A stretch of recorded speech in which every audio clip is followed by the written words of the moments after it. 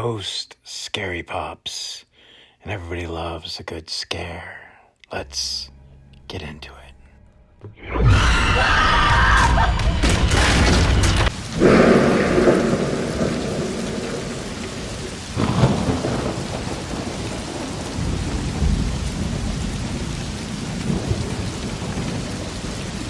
Where are you?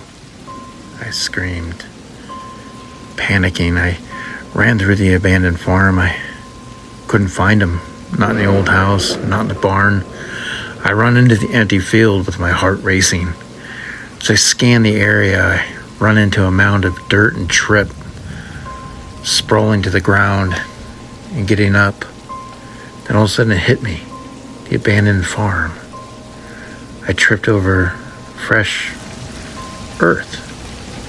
So I crouched down and I started frantically clawing with my hands, scooping handfuls of dirt. I hit something hard. Are you in there? I press my ear to the wood. I hear muffled cries. I start digging again, but realize it's taking too long. So looking around, I see a garden shed. I sprint to it, ripping the door open. I see a shovel, still caked in dirt.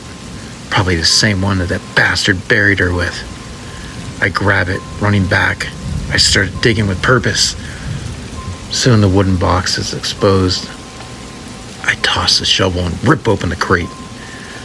He stares back at me, eyes wide, bound, gagged, but alive. I sigh with relief, thank God. I reached into my bag, pulling out my rag and chloroform. I crouched down, placing it over his face. He struggles, but faints. I toss him over my shoulder. "Aw, hell," my brother says as he walked back up to the truck with a smirk. "Yeah, found him."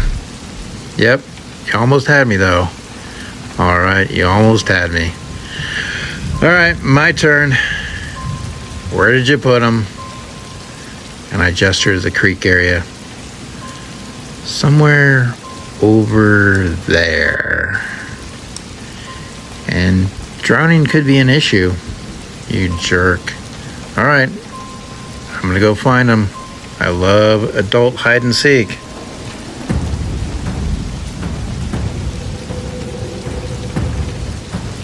A wailing ghost.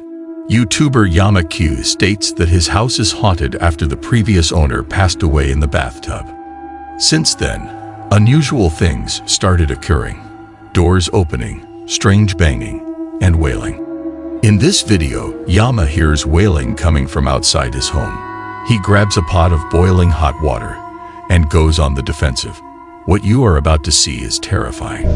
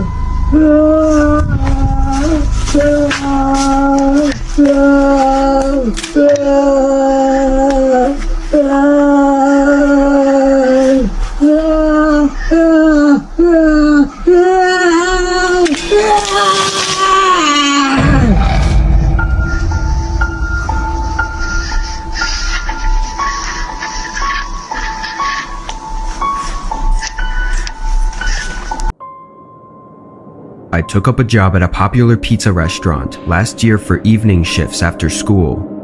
I just wanted some money to pay for my bad eating habits, and this was a familiar place, so I didn't think twice about taking the job. It was a chill place to work, and most of the other workers were students like me. This happened on one of my Friday shifts, and it still has been the only strange occurrence that's happened to me on the job. I had just picked up a couple orders to deliver and got in the car to start heading to the first address.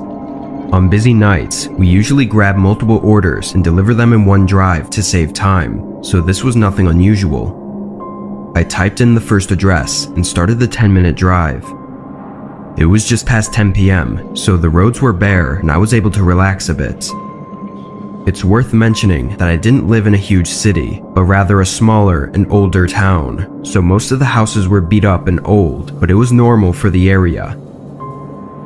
When I pulled up to the address, it was just as all the others looked. It was a small one-story home with overgrown bushes around it. I got the pizza and walked up to the porch, knocking and waiting for them to answer. I gave it a couple minutes before I called the customer's cell phone they had provided, but it went straight to voicemail. They still had to pay, so I couldn't leave it on the porch for them, and after waiting for nearly 5 minutes, I got back in my car and searched up the next address. Right as I read it though, it was weirdly familiar. It was on the same street, but looking around, this street didn't seem to have any other houses on it. There was another road connecting to it, but I could clearly see that there was a barricade blocking it off. After searching the address on multiple direction apps, I got the same answer, which was that it was down that dead-end road. I drove my car up to the barricade, which was just a couple cones with a wooden beam running between them, and far off in my headlights, I could see another house. I looked again at the barricade, and it wasn't clear whether it was an official roadblock or just a homemade thing they set up to keep solicitors or through traffic away. I pulled out my phone and called the customer, which, even weirder, was the same number as the previous order, but this time, they answered. "Hey, I have a pizza delivery for you, but the address I have is blocked off." The man responded charismatically, apologizing and telling me to just lift the wooden beam off the cones and drive down the road. He went on about annoying people mistaking his driveway for a public road and apologized once more before hanging up. Reluctantly, I lifted up the wooden beam and laid it flat on the ground, then drove up the gravel driveway. Pulling up, I saw one light was on downstairs and a figure was in the window looking through the curtains. I got out and gave a short wave to them as I walked up. The figure moved away from the window, going toward the front door as I approached the house. When I got to the porch, I waited for them to open the door, knowing they saw me coming up, but after 30 seconds, I gave it a knock. Still, nobody answered. I started to get a little uneasy and felt a weird, uncomfortable sense. I stepped back and called the customer, but this time it went straight to voicemail again. I don't know if it was me being paranoid or some sixth sense I was getting, but I got this urge to go right back to my car and drive away. As I got back to the end of the driveway, I had to floor my brakes. The wooden beam was set back up again on the cones, blocking the road. I quickly got out and knocked it over, jumping back in my car and driving out of there. If things weren't freaky enough, while I pulled out of the road, I saw the flicker of headlights turn on behind me, following for several minutes until I got onto the main road. From what I could see, they never left the neighborhood.